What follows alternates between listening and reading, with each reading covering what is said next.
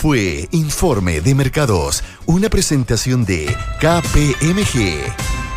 Bueno, ya lo comentábamos al inicio del programa con Pamela Autzenker, vicepresidenta de la CFA Society, que hoy día nos acompaña en la conducción de Más que Números.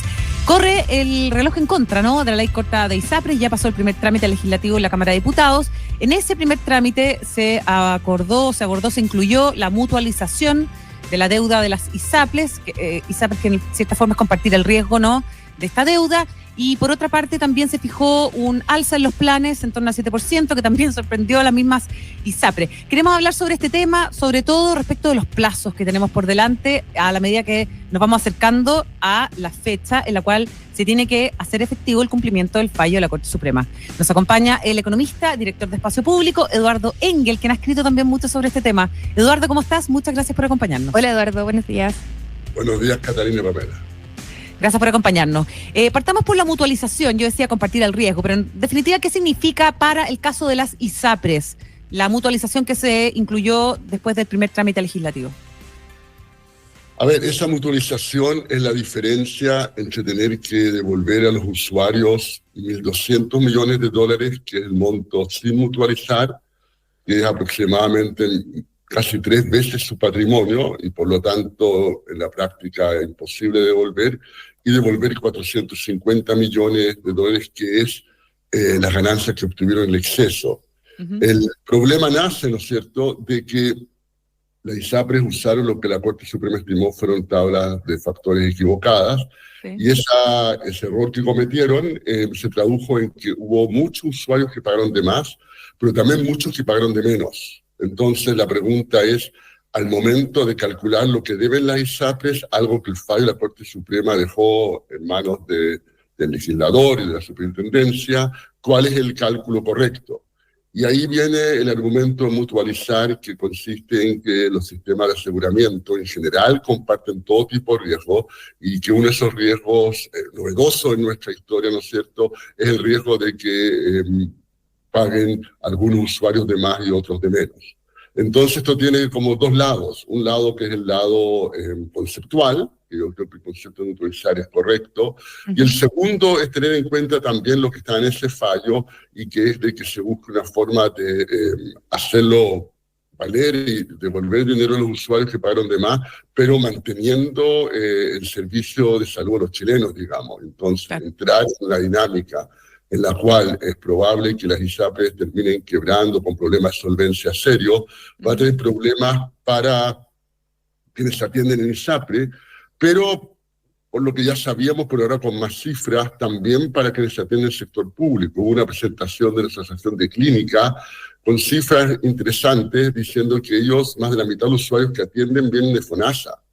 Las clínicas juegan un rol muy, muy importante proveyendo servicios a FONASA, y estas clínicas tienen una deuda de parte del sistema ISAPRES de $600 millones. Entonces, si la ISAPRES entra en insolvencia, las clínicas van a entrar en insolvencia, y la atención de salud que reciben quienes están en ISAPRES, pero también en FONASA, va a tener problemas. Perfecto. Ahora, ¿por qué algunos parlamentarios dicen que esta mutualización podría eventualmente convertirse en un perdonazo? El concepto es complicado. A mí me ha pasado que uno en un café le explica a algunas de las personas que han dicho eso y que están actuando, ¿no es cierto?, de buena fe, que realmente creen eso, y cambian de opinión y dicen qué pena que no me lo explicaron antes, digamos. Creo también que hay personas que legítimamente, pero a mi juicio equivocadamente, ven esto como una oportunidad para hacer una gran reforma de salud que nos lleve a un sistema único nacional de salud. Ese objetivo es muy compartido en buena parte del espectro político, todo lo que es centro-izquierda e izquierda, pero yo creo que están siendo ingenuos quienes creen eso, que son algunas personas, en que esto va a funcionar. Es una reforma mayor y que requiere hacerla de frente y bien hecha, y no pasarla de contrabando como creen que están haciendo ahora, y a mi juicio al menos subestimando de gran manera que cómo va a funcionar esto, y realmente es conocer las complejidades que tiene una transición de este tipo, en cómo está considerada en el proyecto de ley corta, que en esa parte de la transición, con la creación de una nueva modalidad en FONASA, el diseño tiene problemas serios y la economía política también tiene desafíos enormes, que a mi juicio los dos están siendo subestimados por quienes implícitamente tienen eso en mente. Perfecto. Eduardo, yo me quiero quedar un poco en este tema, porque claramente que hemos estado bien preocupados en el último tiempo con lo urgente, ¿no es cierto?, que es esta ley corta, que es esta necesidad que tenemos de hacer viable este sistema en el corto plazo, por lo menos de ISAPRES, pero también es cierto que llevamos 10 años donde se ha hablado mucho sobre una reforma más estructural, más a largo plazo. ¿Cuál es el futuro a largo plazo de las ISAPRES? ¿Qué tipo de reforma también se necesitan? Porque una cosa, como decías, es lo urgente, pero también es cierto que es una industria que probablemente sí necesita una reforma muchísimo más profunda, mejor pensada, probablemente con mucha mayor discusión técnica también. Pero ¿qué tipo de elementos tendrían que contener esta reforma y cuál es el futuro al final de las ISAPRES? A ver, los problemas en salud son de larga data. Los problemas de la ISAPRE los conocemos desde fines de los 90. Ya en ese momento está el diagnóstico correcto respecto a que las ISAPRE, ¿no es cierto?, descreman el riesgo, eligen los riesgos que toman. Hay incentivos también muy complicados en que las ISAPRE traspasan a FONASA los riesgos que fueron malos y las personas cuando se ponen muy costosas tienen que irse a FONASA. Hay todo un problema de diseño estructural en que hay muchos temas, yo creo, en que podría haber acuerdo técnico. Lo que tenemos en general en Chile, vamos un poquito por un minuto más a las ISAPRES, es un sistema político trabado. Un sistema que no es capaz de hacer las grandes reformas ni de ISAPRE, no en salud en general, yo creo que el tema en salud va más allá de ISAPRE, pero también en pensiones y otros temas que urgen a las personas y en que llevamos largo tiempo sin ser capaces de llegar a reforma. Entonces, si uno quiere ver esto en positivo, ese plazo de fines de mayo, ¿no es cierto?, con esta ley corta, y lo que sucedió con la mutualización, que esta fue aprobada en el Senado por una indicación de la derecha, de la oposición, que lleva a incluir mutualizar, pero que probablemente no se ha aprobado en la Cámara, de modo que se llegue a un tercer trámite legislativo en que va a tener que el Senado, la Cámara y el Ejecutivo jugar un rol importante para ponerse de acuerdo. Eso ofrece, a mi juicio, una oportunidad para, por una parte, que el gobierno se abra a la posibilidad de mutualizar y, por otra parte, que al mismo tiempo se comprometan las reformas estructurales que el país necesita y que requiere para tener un mejor sistema de salud, desde tener un sistema ISAPRES que realmente sea una contribución importante, no tenga estos problemas de diseño que sigue teniendo, como también mejorar la calidad que ofrece FONASA con algunos problemas también muy conocidos y serios, y finalmente esta interacción poco virtuosa entre los dos sistemas, que es parte del problema. Sí. Ahora, el Ejecutivo eventualmente podría pedir nuevamente un plazo adicional, ¿no es cierto?, a medida que se discute esta ley corta, pero no es tan seguro que eso se pueda hacer, o más bien que la Corte Suprema pueda acceder a esa solicitud, ¿o no? Siempre se puede pedir, ya se ha pedido varias veces. Hay un problema de mantener en el limbo las ISAPRES por más y más y más tiempo. Ya en la presentación que hicieron algunos, creo que las mismas ISAPRES esta semana en el Congreso, dan cuenta de cómo se está teniendo problemas. Creo que también otros actores como la CMF lo mencionaron en general. Esto, si se va postergando, va teniendo impacto. Ya los usuarios de ISAPRES están viendo algunos problemas, no de quiebra, ¿no es cierto?, pero sí de que muchas cosas que antes se podían hacer, ahora dejan de poder hacerse porque todo el sistema de salud privada empieza a estar focalizado en, bueno, ¿cuándo vas a saber qué va a pasar? ¿Qué hacemos por mientras con esto? Es una situación en la cual se deja de invertir. Es una situación de muerte más lenta, de algo que no se va notando hasta que de un día para otro hace crisis, y en ese momento uno se pregunta por qué no hicimos nada antes. Yo creo que gobierno y oposición deberían tener esa visión de aprovechar que hay un plazo para negociar y ponerse de acuerdo. Y yo creo que hay mucho espacio para ponerse de acuerdo en este tema. Requiere los liderazgos para esa negociación. No es algo fácil, lo hemos visto en todos estos últimos años, pero también más que eso, desgraciadamente. Pero tomarlo como una oportunidad y no seguir retrasándolo, porque esto va entonces a entrar en plena etapa electoral, va a empezar a ponerle un riesgo enorme, no solamente a los usuarios de la ISAPRE, indirectamente también a los de FONASA, sino también a todos los partidos políticos. Al momento que explota esta crisis no es nada de obvio en qué dirección va a terminar políticamente, tiene un efecto muy nocivo, puede afectar a cualquiera de las coaliciones, tanto de oposición como de gobierno. Yo evitaría ese riesgo en etapa electoral. Eduardo, volviendo quizás a lo que es esta ley corta, ISAPRES, también se ha hablado mucho sobre la modalidad de cobertura complementaria, MSC de FONASA, que al fin y al cabo viene siendo una especie también de seguro, ¿no es cierto? Entonces, pensando un poco en lo que dijiste antes sobre cómo estaba construido hoy día el sistema ISAPRES en base al tema de los seguros que dejan fuera probablemente a los más riesgosos, ¿cómo ves tú que está construido o planteada, mejor dicho, modalidad de cobertura complementaria de FONASA y qué problemas también puede traer, qué soluciones y qué problemas puede traer hoy día a este escenario bien complejo que tenemos en el mundo de salud? Efectivamente, es un tema clave.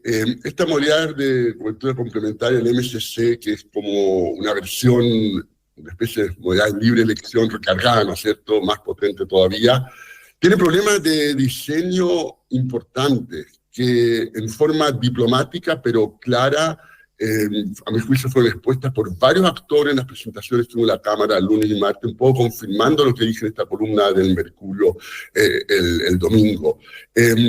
Al final, a pesar de que sea FONASA quien va a estar detrás, las personas que se sacan de ISAPRE, ¿no es cierto?, y básicamente pues ISAPRE quebró y no puedan adscribirse a las nuevas ISAPRES, que obviamente van a estar descremando y no tomando la gente más riesgosa, vamos a tener un pool de gente muy riesgosa que llega al MSC. Y vamos a querer que un asegurador privado asegure a este grupo muy riesgoso. Para un asegurador privado, ¿no es cierto?, él quiere calcular sus riesgos. Eso es muy difícil cuando tengo un pool sumamente riesgoso, porque tampoco conozco tanto. Entonces, el primer borrador de ley tenía que la gente que venía saliendo de ISAPRE, en la práctica, podía adscribirse a este seguro 2 meses y salir los próximos 3 meses y volver a adscribirse. Lo cual sugería básicamente que nadie iba a estar interesado en asegurar a esa gente, por el riesgo enorme. Era casi equivalente a decir, ¿no es cierto?, de que yo sé que tengo un problema serio de salud, entonces me meto al seguro, los 2 meses me hago la atención que tenía grande, urgente, cara, y después me salgo nuevo. ¿Quién va a querer asegurar eso? Eso se ha mejorado levemente, pero no lo suficiente, como lo dicen varios actores en su presentación esta semana. Ahora hay un mínimo de 1 año que hay que permanecer, pero se dejó que hay 2 o 3 meses que uno no tiene por qué pagar durante ese año.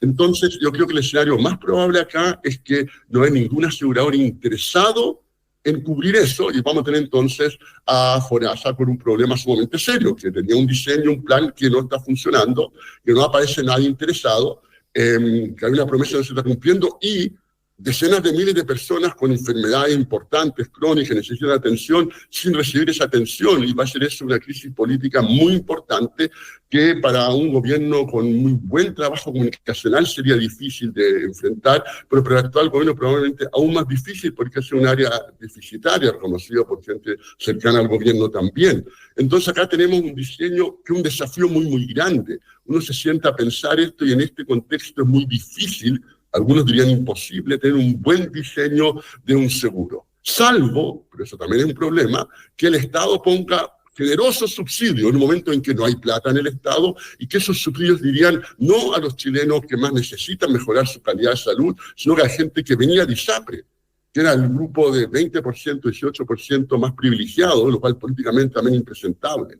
Entonces yo creo que ahí quienes están diseñando este seguro no saben tanto de cómo diseñar un seguro salud. Hay elementos ahí que no pasan el test de manejar bien un problema de selección adversa, que es uno de los desafíos clave al diseñar un seguro, y uno ve este diseño, ve lo que los grupos técnicos comentaron en forma más diplomática, lo que estoy haciendo yo ahora, pero uno lee cuidadosamente los PPT y están diciendo en muchos aspectos algo muy parecido, y uno dice, esto no va a funcionar, y esa es mi preocupación principal, que al final, en el mediano plazo me parece un objetivo loable el tener un sistema único de salud, pero al hacerlo mal hecho, ahora, en medio de una crisis que se va a desatar, se va a terminar imposibilitando por décadas el pasar algún día a un sistema único de salud. Creo que hay un cálculo equivocado en lo técnico y también en lo político.